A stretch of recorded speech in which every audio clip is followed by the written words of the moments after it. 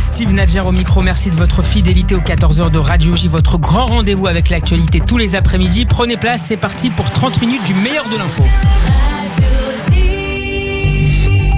14h à suivre sur les sites et applications de Radio J. Tout de suite et sans plus tarder, le point sur les dernières nouvelles avec le journal. Gabriel Attal, bonjour. Bonjour Steve. Jean Castex a annoncé ce midi que le port du masque serait désormais rendu obligatoire dans tout Paris. Cette décision a été prise en réaction à la recrudescence de l'épidémie dans le pays avec plus de 5000 nouveaux cas positifs hier. L'obligation concernait jusque-là seulement quelques zones de la capitale. La question évidemment se pose pour la petite couronne compte tenu des circulations entre ces territoires, a ajouté le chef du gouvernement lors de sa conférence de presse de ce matin à Matignon.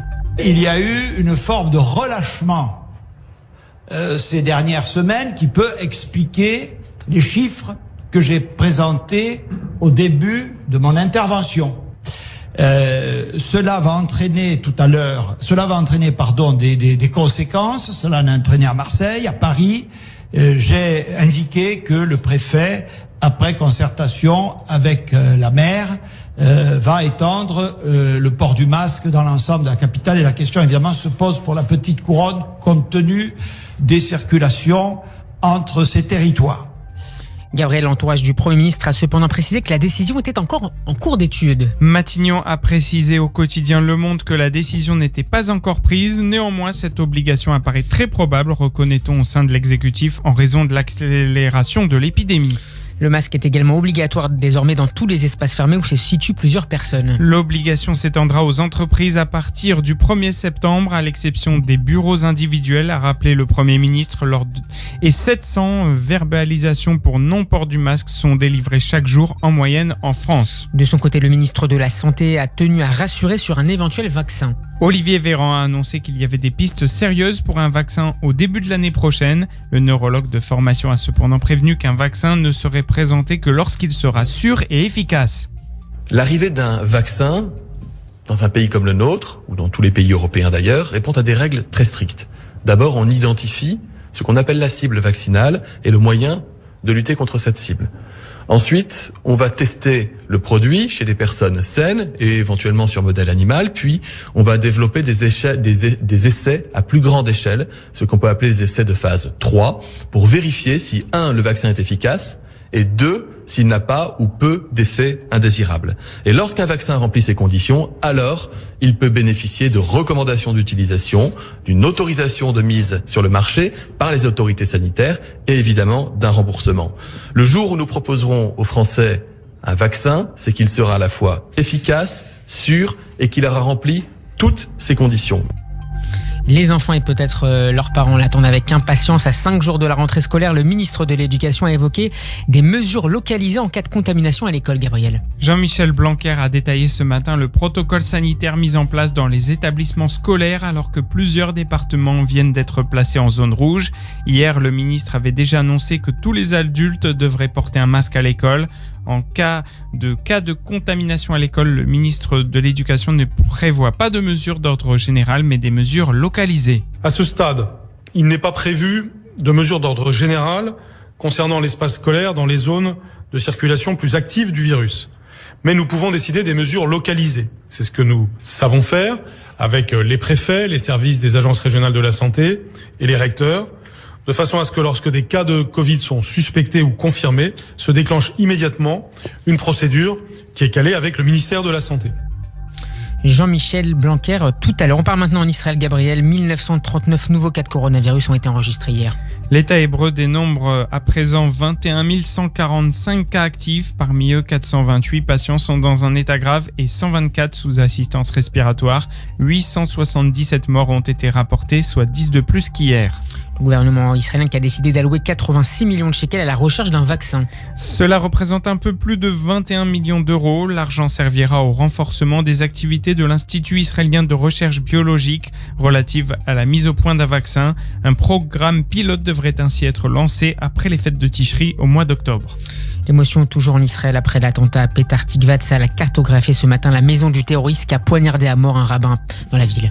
L'armée prévoit de démolir cette maison. Le rabbin Shai Ohayon âgé de 39 ans, avait été retrouvé inconscient avec de multiples coups de couteau dans la ville du centre d'Israël hier. Il a été déclaré mort peu de temps après en arrivant à l'hôpital. Le suspect palestinien de 46 ans, Khalil Douakat, est titulaire d'un permis de travail israélien, a été arrêté après une chasse à l'homme et remis au Shin Bet. Les forces israéliennes ont aussi confisqué des documents et interrogé les proches du terroriste. Environ 200 personnes ont assisté pendant la nuit à l'enterrement du rabbin Shai Ohayon au cimetière Ségoula de Petah Tikva. Diplomatie maintenant, Gabi Ashkenazi se trouve actuellement à Berlin en Allemagne. Le ministre des Affaires étrangères israélien y rencontre son homologue allemand Heiko Maas. L'ancien chef d'état-major a déclaré ce matin le gouvernement d'Israël est passé d'une politique d'annexion à une politique de normalisation. I think it's very clear and it's very tangible that Israeli government policy moved from annexation to normalization. Je pense qu'il est très clair et tangible que la politique du gouvernement israélien est passée de l'annexion à la normalisation. Je pense que c'est une ouverture, c'est réel, c'est concret. As I mentioned, we left the door. Comme je l'ai mentionné, nous avons laissé la porte ouverte à nos voisins. Maintenant, c'est leur décision et leur choix de nous rejoindre. Je pense que ce qui s'est passé avec les Émirats arabes unis est une démonstration très importante que ce n'est pas le dialogue et la négociation par lequel nous pouvons faire des progrès. Gabriel, la Turquie a donné des passeports à une douzaine de membres du Hamas à Istanbul. C'est ce qu'a déclaré hier un haut diplomate israélien. Ce dernier a décrit cette décision comme une mesure très hostile que son gouvernement soulèverait avec les responsables turcs, s'exprimant quelques jours après que le président turc a rencontré les dirigeants du Hamas. Le chargé d'affaires Roei Gilad a affirmé qu'Israël avait déjà dit à la Turquie l'année dernière que le Hamas menait des activités liées au terrorisme à Istanbul, mais que la Turquie n'avait pas pris de mesures. Aux États-Unis, Kamala Harris, la colistière de Joe Biden, a déclaré que le candidat démocrate à la présidentielle ne conditionnerait pas l'aide américaine à Israël.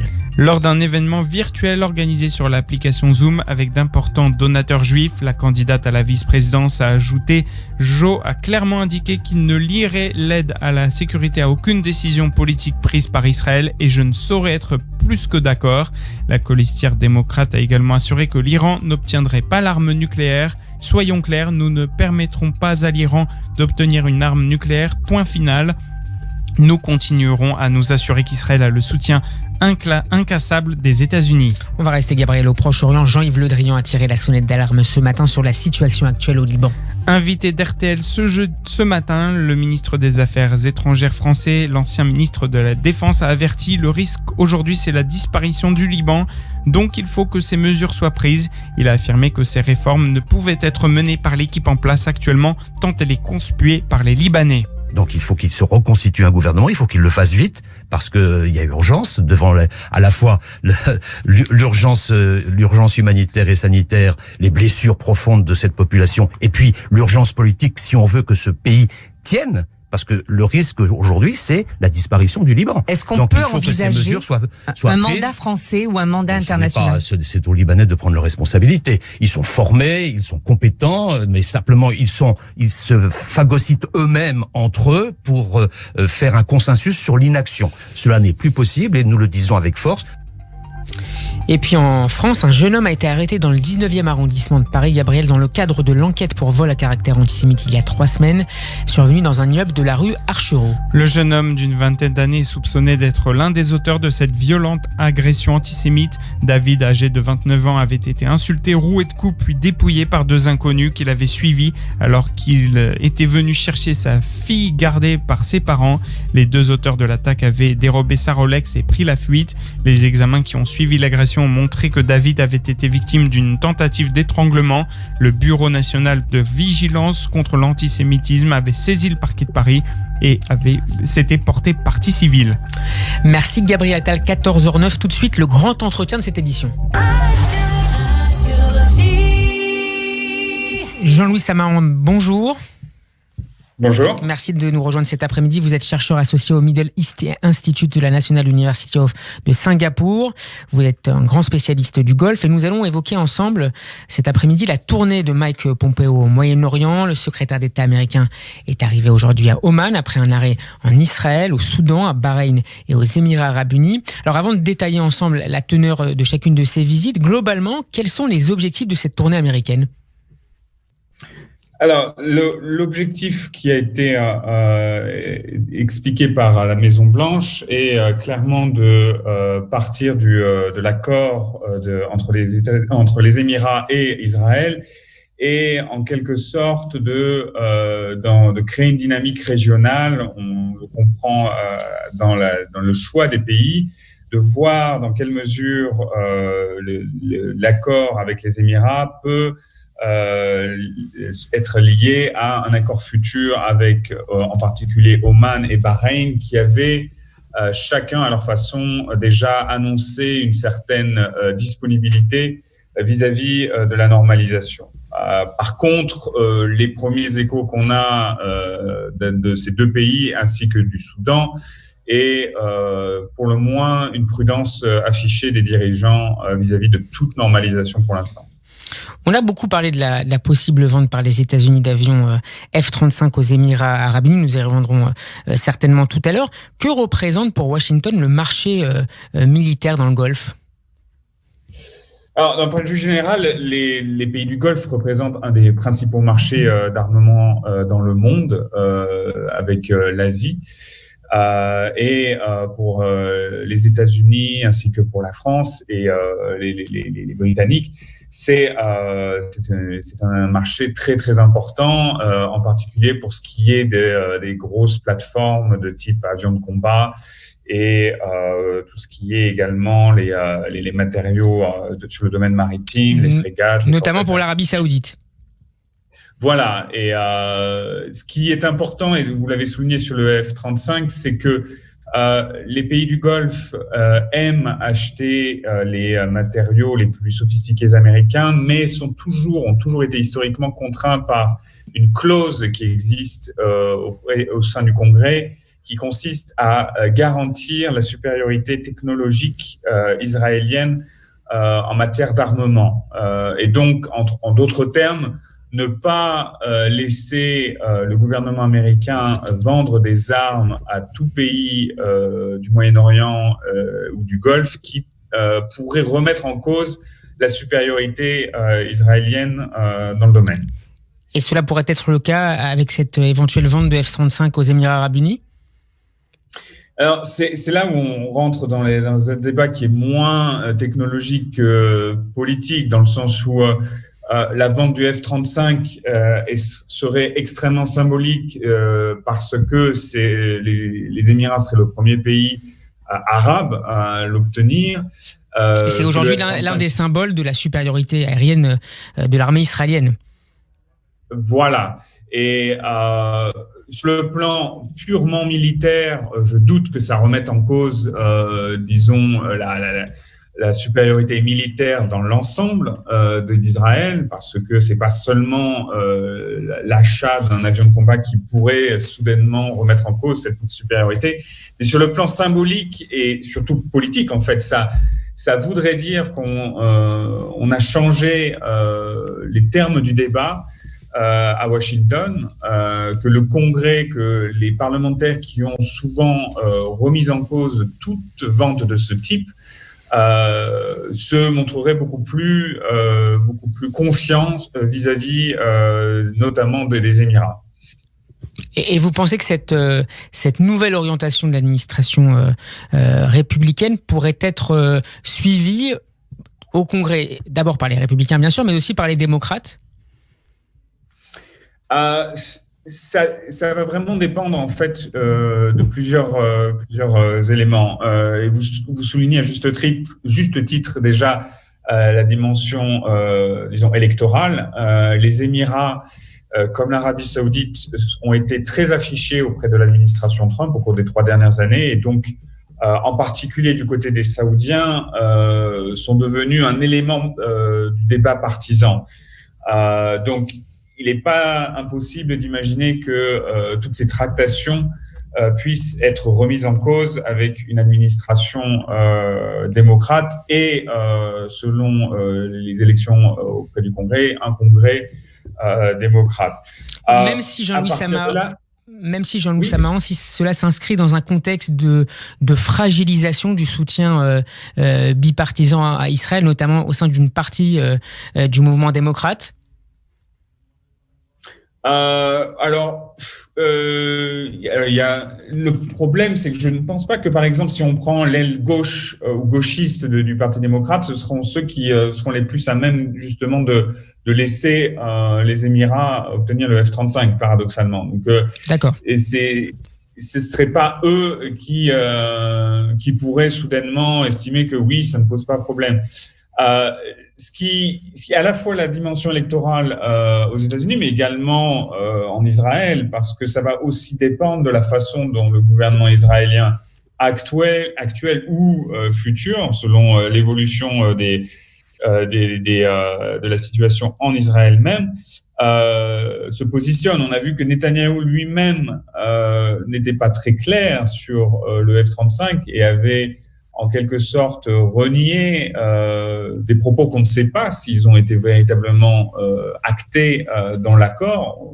On a certains échos qui disent que les Émirats en ont fait une clause, une condition de cet accord, et Netanyahou semble minimiser cet aspect. Donc, c'est à la fois dans l'évolution du débat américain, mais aussi en Israël que ça va se déterminer.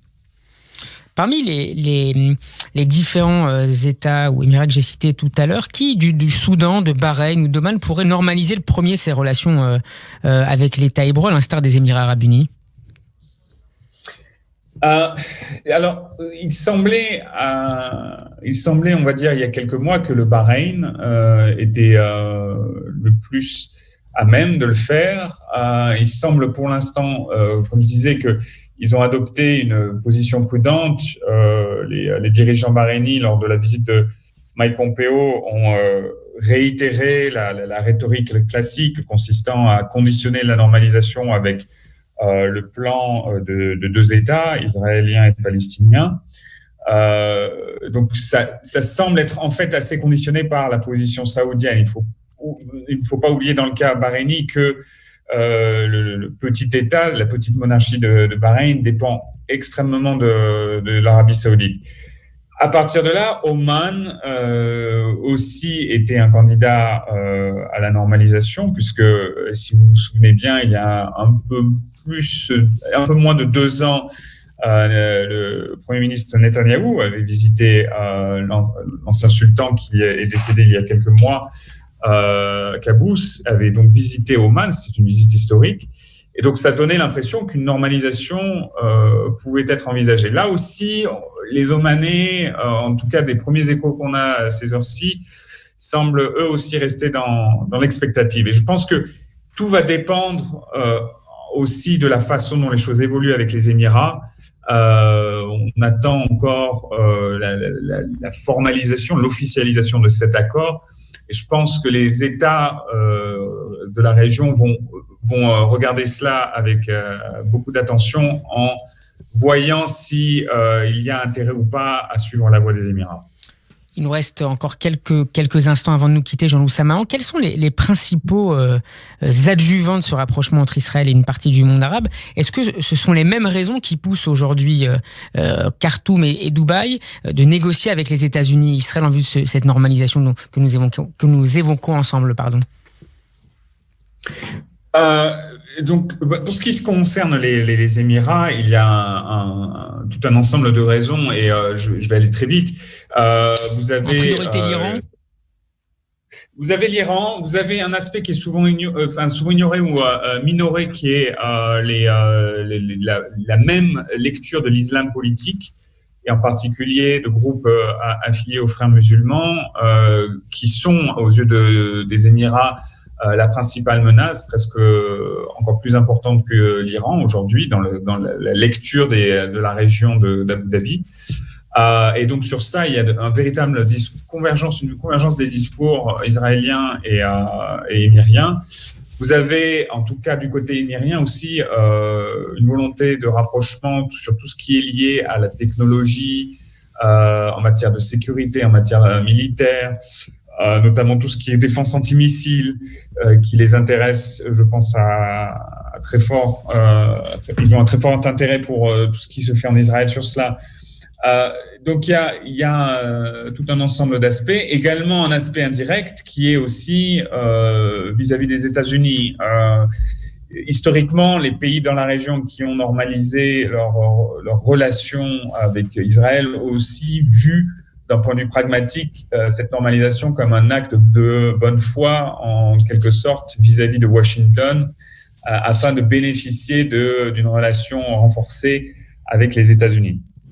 Merci beaucoup Jean-Loup Saman d'avoir été mon invité. Bon après-midi et à très bientôt sur Radio J, je l'espère. Merci à vous. 14h20, Gabriel Attal, on vous retrouve pour votre histoire du jour, l'une des nouvelles rubriques de ce 14h-14h30. On parle aujourd'hui basket, NBA, ou plus proche de nous, basket israélien. Les équipes de basket américains ont entamé un mouvement de boycott des matchs après les tirs policiers sur Jacob Blake. Mais nous allons parler ensemble aujourd'hui de l'ancien basketteur star justement de la NBA, Amar Stoudemire, qui a terminé sa conversion au judaïsme. Alors Gabriel, qu'est-ce qui attire ce géant américain de 37 ans vers la religion juive? C'est votre histoire du jour.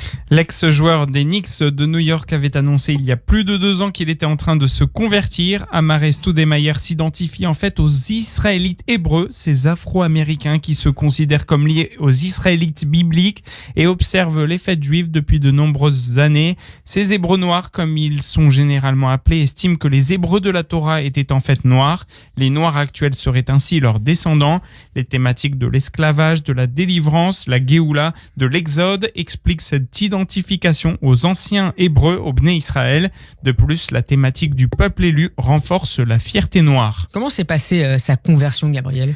Sur son compte Instagram, la star de basketball Amar Stoudemire a précisé qu'il avait eu sa dernière audition devant le tribunal rabbinique. Il a affirmé aussi qu'il avait visité le mikvé pour effectuer le bain rituel. Son nom en hébreu est Yehoshaphat ben Avraham.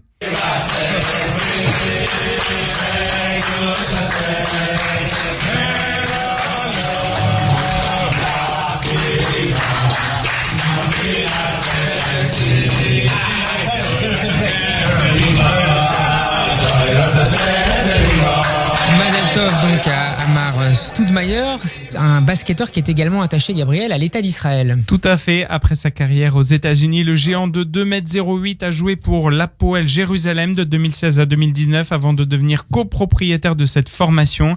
Il a également joué avec le Maccabi Tel Aviv entre janvier de cette année et la fin de saison de basket en Israël. Et en plus, Amar Stoudemire avait rencontré le précédent président de l'État hébreu, Shimon Peres. Cela s'inscrivait dans le cadre de la présentation d'un projet éducatif qu'il avait commencé à promouvoir dans le pays, apprendre la science par le sport. Encore une belle histoire cet après-midi. Merci Gabriel.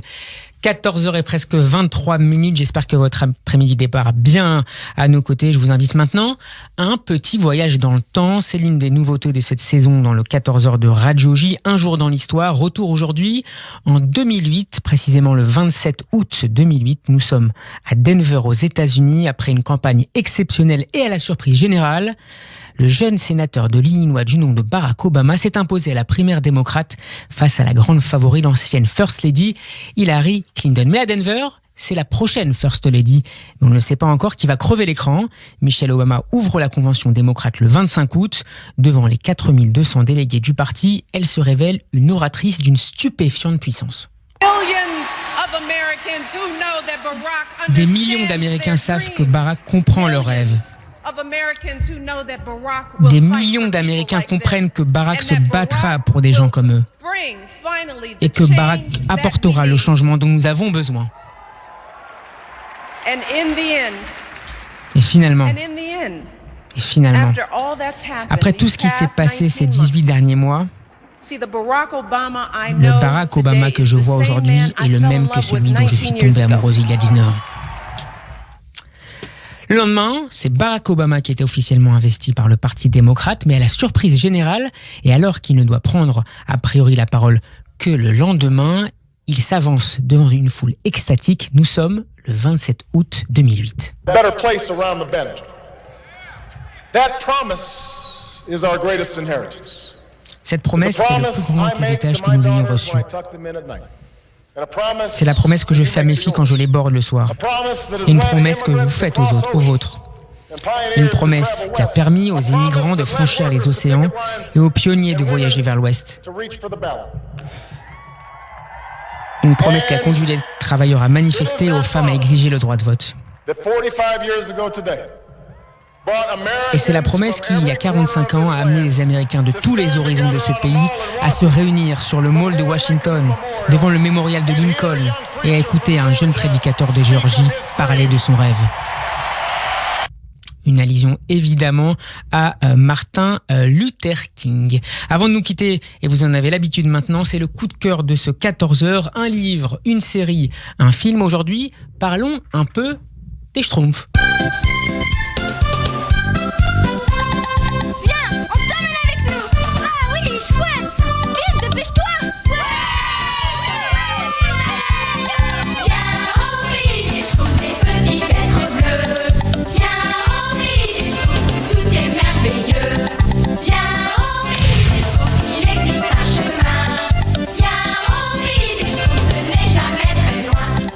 Hélène Pouf à mes côtés, elle interviendra certainement dans les prochaines minutes. Cet après-midi, eh bien, j'avais envie de vous présenter un compte Twitter assez original.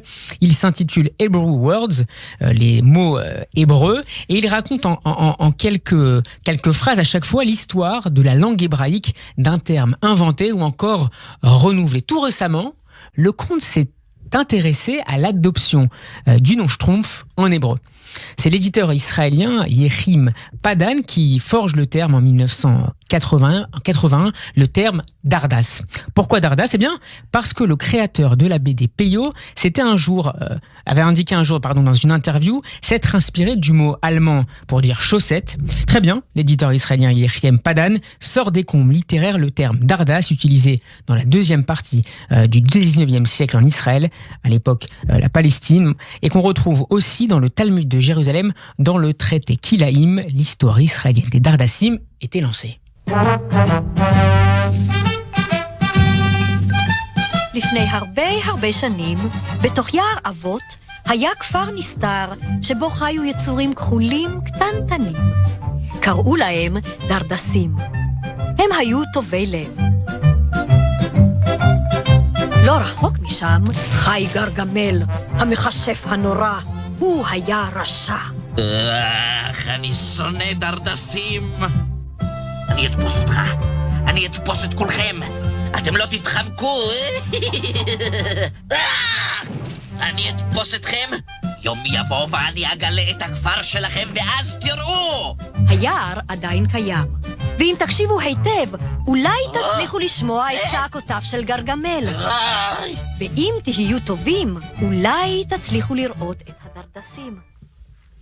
Si vous êtes gentil, vous aurez la chance de voir les Dardassim, les Schtroumpfs. Voilà pour cette version israélienne du générique des Schtroumpfs. On y retrouve évidemment Gargamel et ça fait réagir évidemment mon acolyte, ma camarade Hélène. Oui, Steve, Gargamel, les Schtroumpfs, tout ça, ça remonte à loin, mais je riais parce que d'abord, les Schtroumpfs, est-ce que vous savez, Steve et Gabriel, que c'est une friandise ? Pas du tout. Ah bah oui, et les Schtroumpfs, c'est très bon. C'est un bonbon en gélatine qu'on peut acheter partout. Et Gabriel, il hoche de la tête. Oui, je connais ce petit bonbon-là. Voilà, et c'est très Faudra bon, en distribuer à la rédaction la semaine prochaine. Voilà, et je vais vous en amener, c'est tout blanc et bleu. Et puis c'est vrai que c'est une histoire très belle, et je la connaissais effectivement en Israël, c'est Dardas. Et Dardas à Kachol, le Schtroumpf bleu. Le Schtroumpf bleu, voilà.